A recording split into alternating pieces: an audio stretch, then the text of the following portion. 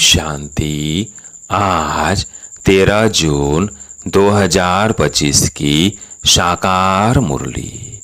आज बाबा ने कहा, मीठे बच्चे, इस बेहद के खेल में तुम आत्मा रूपी एक्टर पाठधारी हो। तुम्हारा निवास स्थान है स्वीट साइलेंस होम, जहां अब जाना है। प्रश्न, जो ड्रामा के खेल को यथार्थ रीति जानते हैं, उनके मुख से कौन से शब्द नहीं निकल सकते हैं? उत्तर, ये ऐसा नहीं होता था तो ऐसे होता। ये होना नहीं चाहिए। ऐसे शब्द ड्रामा के खेल को जानने वाले नहीं कहेंगे। तुम बच्चे जानते हो, यह ड्रामा का खेल जू मिसल फिरता रहता है। जो कुछ होता है सब ड्रामा में नोंद है। कोई फिक्र की बात नहीं है। ओम शांति। बाप जब अपना परिचय बच्चों को देते हैं तो बच्चों को अपना परिचय भी मिल जाता है। सब बच्चे बहुत समय बेईमानी होकर रहते हैं। बेईमानी हो तो बाप का यथार्थ परिचय हो, परंतु ड्रामा में ऐसे है नहीं। भल कहते भी हैं भगवान गॉड फादर है, रास्ता है, परंतु जानते नहीं है। शिवलिंग का चित्र भी है, परंतु इतना बड़ा तो वो है नहीं। यथार्थ रीति न जानने के कारण बाप को भूल जाते हैं। बाप है भी रास्ता। जरूर रचेंगे भी नई दुनिया, तो जरूर हम बच्चों को नई दुनिया की राजधानी का वर्षा होना चाहिए। स्वर्ग का नाम भी भारत में मशहूर है, परंतु समझते कुछ भी नहीं। कहते हैं फलाना मरा, स्वर्ग पधारा। अब ऐसे कभी होता है क्या? अभी तुम समझते हो हम सब तुच्छ बुद्धि थे। नंबरवार तो कहेंगे ना। मुख्य के लिए समझानी है कि मैं इनमें आता हूँ, बहु जन्मों वाले अंतिम शरीर में। यह नंबर 1। बच्चे समझते हैं अभी हम उनके बच्चे ब्राह्मण बन गए। यह सब है समझ की बातें। बाप इतने समय से समझाते ही रहते हैं, नहीं तो सेकंड की बात है बाप को पहचानना। बाप कहते हैं मुझे याद करेंगे तो तुम्हारे विकर्म विनाश होंगे। नीचे हो गया, फिर कोई बात में प्रश्न आदि उठ नहीं सकता। बाप ने समझाया है तुम पावन थे जब शांति धाम में थे। यह बातें भी तुम ही बाप द्वारा सुनते हो, दूसरा कोई सुना ना सके। तुम जानते हो हम आत्माएं कहाँ की रहवासी है। जैसे नाटक एक्टर्स कहेंगे हम यहाँ के रहवासी हैं, कपड़ा बदल कर स्टेज पर आ जाएंगे। अभी तुम समझते हो हम यहाँ के रहवासी नहीं हैं। ये एक नाटकशाला है। ये अभी बुद्धि में आया है कि हम मूल वतन के निवासी हैं, जिसको स्वीट साइलेंस होम कहा जाता है। इसके लिए सब जाते हैं, क्योंकि आत्मा दुखी है ना। तो कहते हैं हम कैसे वापिस घर जाए। घर का पता न होने के कारण भटकते हैं। अभी तुम भटकने से छूटे। बच्चों को मालूम पड़ गया है अभी तुमको सचमुच घर जाना है। अहम आत्मा कितनी छोटी बिंदी है, यह भी वंडर है, जिसको कुदरत कहा जाता है। इतनी छोटी बिंदी में इतना पाठ भरा हुआ है। परम पिता परमात्मा कैसे पाठ बजाते हैं यह भी तुम जान गए हो। सबसे मुख्य पाठधारी वो है, करण करावन हार है ना। तुम मीठे मीठे बच्चों को यह भी समझ में आया है कि हम आत्माएं शांति धाम से आती है। आत्माएं कोई नई थोड़ी निकलती है जो शरीर में प्रवेश करती है। नहीं, आत्माएं सभी स्वीट होम में रहती है। वहां से आती है पाठ बजाने। सभी को पाठ बजाना है। यह खेल है। यह सूर्य, चांद, स्टार आदि क्या है? यह सब बत्तियां हैं। जिसमें रात और दिन का खेल चलता है। कई कहते हैं सूर्य देवताए नमः, चंद्रमा देवताए नमः, परंतु वास्तव में यह कोई देवताएं है नहीं। इस खेल का किसको मालूम नहीं है। सूर्य चांद को भी देवता कह देते हैं। वास्तव में यह इस सारे विश्व नाटक के लिए बत्तियां हैं।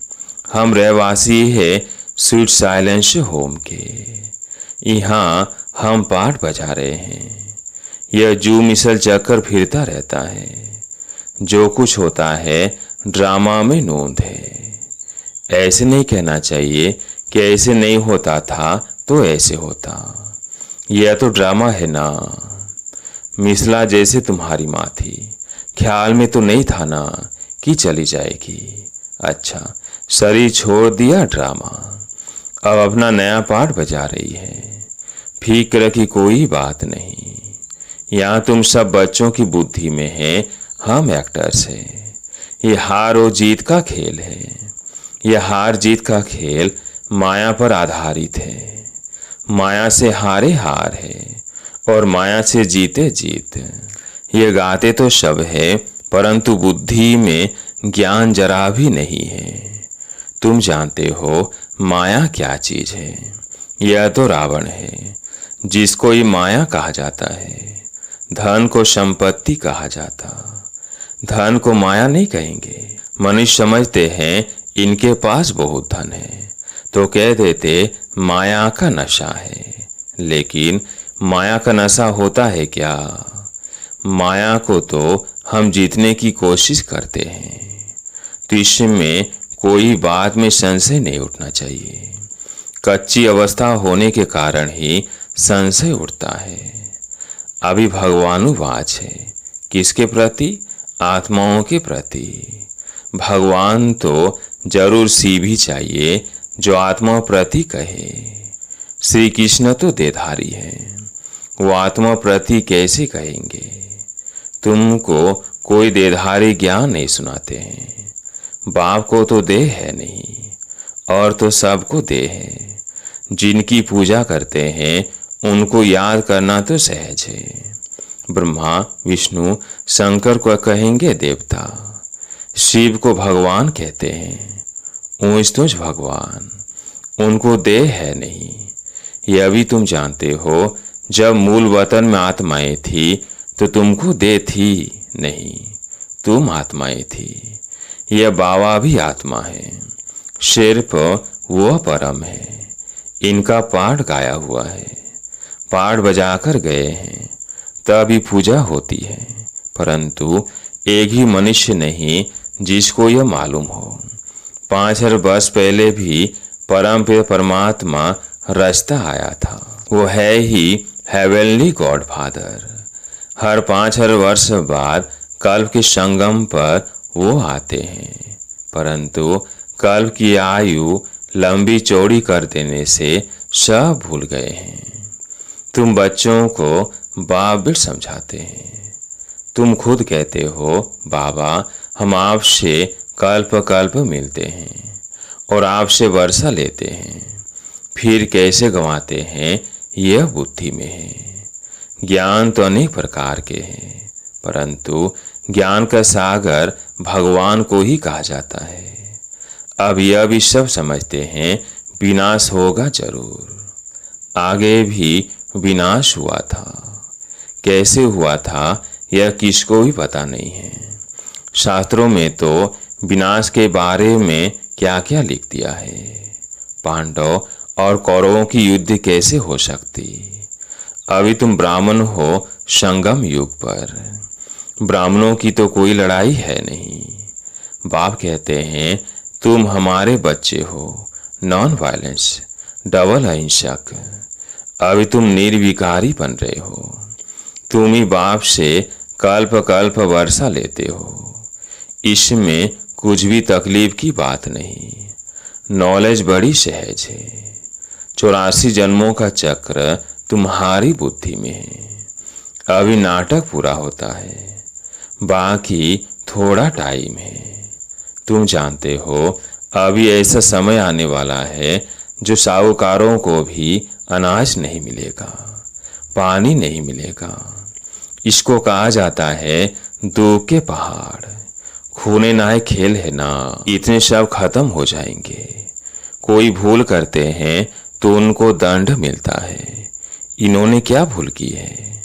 सिर्फ एक ही भूल की है, जो बाप को भूले हैं। तुम तो बाप से राजा ही ले रहे हो।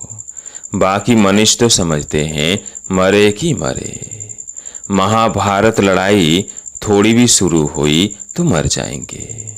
तुम तो जीते हो ना। तुम ट्रांसफर होकर अमर लोक में जाते हो, इस पढ़ाई की ताकत से। पढ़ाई को सोर्स ऑफ इनकम कहा जाता है।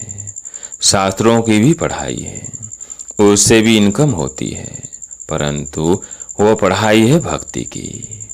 अब बाप कहते हैं मैं तुमको इन लक्ष्मी नारायण जैसा बनाता हूँ। तुम अभी स्वच्छ बुद्धि बनते हो। तुम जानते हो हम ऊंच तूच बनते हैं, फिर पुनर्जन्म लेते लेते नीचे उतरते हैं। नए से पुराना होता है। सीढ़ी जरूर उतरनी पड़े ना। अभी सृष्टि की उतरती कला है। चढ़ती कला थी तो इन देवताओं का राज्य था, स्वर्ग था। अभी नरक है। अभी तुम फिर से पुरुषार्थ कर रहे हो स्वर्गवासी बनने के लिए। बाबा वाह करते रहते हो, ओ गॉड फादर के पुकारते हैं, परंतु यह थोड़ी समझते कि वो आत्माओं का बाप ऊंचते ऊंच है। हम उनके बच्चे, फिर दुखी क्यों? अभी तुम समझते हो दुखी भी होना ही है। यह सुख और दुख का खेल है ना। जीत में सुख है, हार में दुख है। बाप ने राज्य दिया, रावण ने छीन लिया। अभी तुम बच्चों की बुद्धि में है, बाप से हमको स्वर्ग का वर्षा मिलता रहता है। बाप आया हुआ है। अभी से बाप को याद करना है तो पाप कट जाए। जन्म जन्मांतर का सिर पर बोझा है ना, ये अभी तुम जानते हो। तुम कोई बहुत दुखी नहीं होते हो। कुछ सुख भी है आटे में नमक है, जिसको काग बिष्टा समान सुख कहा जाता है। तुम जानते हो स्वर्ग का सदगति दाता एक ही बाप है। जगत का गुरु भी एक ठहरा। वानप्रस्थ में गुरु किया जाता है। अभी तो छोटे को भी गुरु करा देते कि अगर मर जाए तो सदगति को पाएंगे। बाप कहते हैं वास्तव में किसको भी गुरु नहीं कह सकते। गुरु वो जो सदगति दे। सदगति दाता तो एक ही है, बाकी क्राइस्ट बुद्ध आदि कोई भी गुरु नहीं। वे आते हैं तो सबको सदगति मिलती है क्या?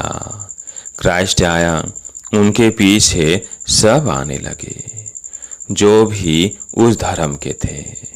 फिर उनको गुरु कैसे कहेंगे जबकि ले आने लिए निमित्त बने हैं। पतित पावन एक ही बाप को कहते हैं। वह सब को वापस ले जाने वाला है, स्थापना भी करते हैं। सिर्फ सबको ले जाए तो प्रलय हो जाए। प्रलय तो होती नहीं। सर्वशास्त्रमयी शिरोमणि श्रीमद् भगवद गीता गाई हुई है। गायन है यदा यदा ही धर्मस्य। भारत में ही बाप आते हैं। स्वर्ग की बादशाही देने वाला बाप है। उनको भी सर्वव्यापी कह देते हैं। अभी तुम बच्चों को खुशी है कि नई दुनिया में सारे विश्व पर एक हमारा ही राज्य होगा। उस राज्य को कोई छीन नहीं सकता। यहाँ तो टुकड़े टुकड़े पर आपस में कितना लड़ते रहते हैं। तुमको तो मजा है, खग्गियाँ मारनी है। कल्प कल्प बाबा से हम वर्षा लेते हैं तो कितनी खुशी होनी चाहिए। बाप कहते हैं मुझे याद करो, फिर भी भूल जाते हैं। कहते हैं बाबा योग टूट जाता है। बाबा ने कहा है योग अक्षर निकाल दो, वह तो शास्त्रों का अक्षर है। बाप कहते हैं मुझे याद करो। योग भक्ति मार्ग का अक्षर है। बाप से बादशाही मिलती है स्वर्ग की। उनको तुम याद नहीं करेंगे तो बीकर विनाश कैसे होंगे, राजाई कैसे मिलेगी। याद नहीं करेंगे तो पद भी कम हो पड़ेगा, सजाएं भी खाएंगे। ये अभी अकल नहीं है, इतने बेसमझ बन पड़े हैं। मैं कल्प कल्प तुमको कहता हूँ मामेकम याद करो, जीते जी इस दुनिया से मर जाओ। बाप की याद से तुम्हारे बीकर विनाश होंगे और तुम विजय माला का दाना बन जाएंगे। कितना सहज है। ऊंच तो शिव बाबा और ब्रह्मा दोनों हाईएस्ट है, वो पारलौकिक और यह अलौकिक है। बिल्कुल साधारण टीचर है।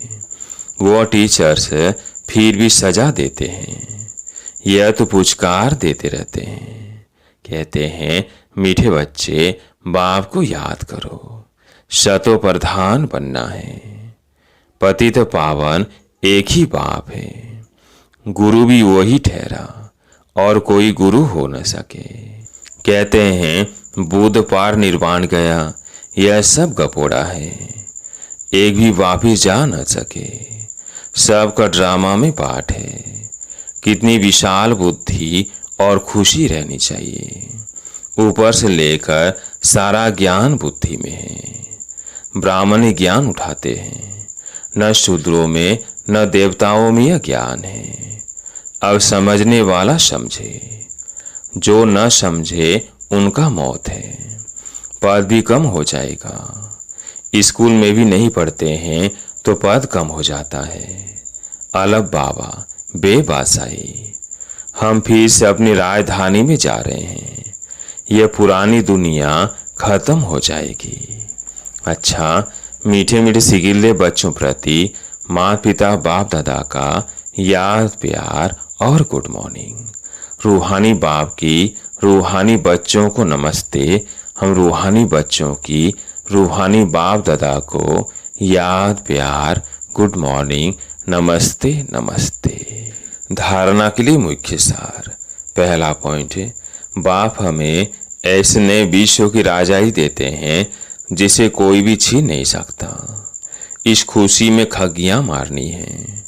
दूसरा पॉइंट है, विजय माला का दाना बनने के लिए जीते जी इस पुरानी दुनिया से मरना है। बाप की याद से विकर विनाश करने हैं।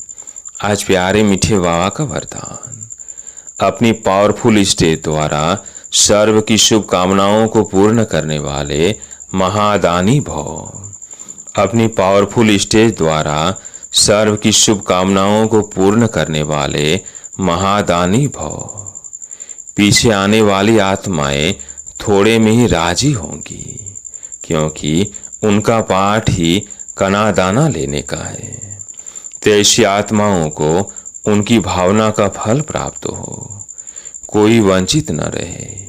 इसके लिए अभी से अपने में सर्व शक्तियां जमा करो। जब आप अपनी संपूर्ण पावरफुल महादानी स्टेज पर स्थित होंगे तो किसी भी आत्मा को अपने सहयोग से महादान देने के कर्तव्य के आधार से शुभ भावना का सूचन करते ही नजर से निहाल कर देंगे। आज का स्लोगन, सदा ईश्वरीय मर्यादाओं पर चलते रहो तो मर्यादा पुरुषोत्तम बन जाएंगे। सदा ईश्वरीय मर्यादाओं पर चलते रहो तो मर्यादा पुरुषोत्तम बन जाएंगे। आज का व्यक्ति सारा, आत्मिक स्थिति में रहने का अभ्यास करो, अंतर्मुखी बनो। जब सेवा की स्टेज पर जाते हो तो अनुभव होना चाहिए कि आत्माएं वो समय के अंतर्मुखता की रूहानियत की गुफा से निकलकर सेवा के लिए आई है। तपस्वी रूप दिखाई दे, बेहद के वैराग्य की रेखाएं सूरज से दिखाई दे।